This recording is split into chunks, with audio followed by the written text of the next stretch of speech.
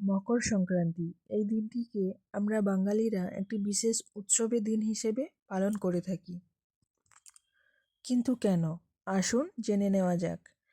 হিন্দু পুরাণ অনুসারে দৈত্যরাজ বলি স্বর্গ, মর্ত্য এবং পাতাল এই তিন লোকই শাসন করতেন।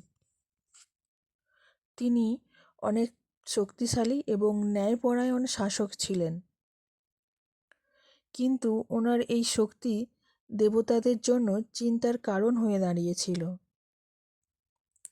তাই জন্য ভগবান বিষ্ণু বামন অবতার ধারণ করে রাজা বলিকে পাতাল লোকে পাঠানোর সিদ্ধান্ত নিয়েছিলেন। এই দিনটিকে ভগবান বিষ্ণু দ্বারা অসুরকে পরাজিত করা এবং ধর্মের স্থাপনের দিন মনে করা হয়। এটাও মনে করা হয় যে সূর্যদেব নিজের পুত্র শনিদেবের ঘরে যান, যিনি মকর রাশির স্বামী ছিলেন। এটা পিতা পুত্রের সম্পর্কের উৎসব, আর সব দ্বন্দ্ব বিভেদ ভুলে একসাথে হওয়ার উৎসব। মহাভারতের ভীষ্ম পিতামহ মকর সংক্রান্তির দিন নিজ ইচ্ছায় মৃত্যুর অধিকার প্রয়োগ করে মুক্তি লাভ করেন।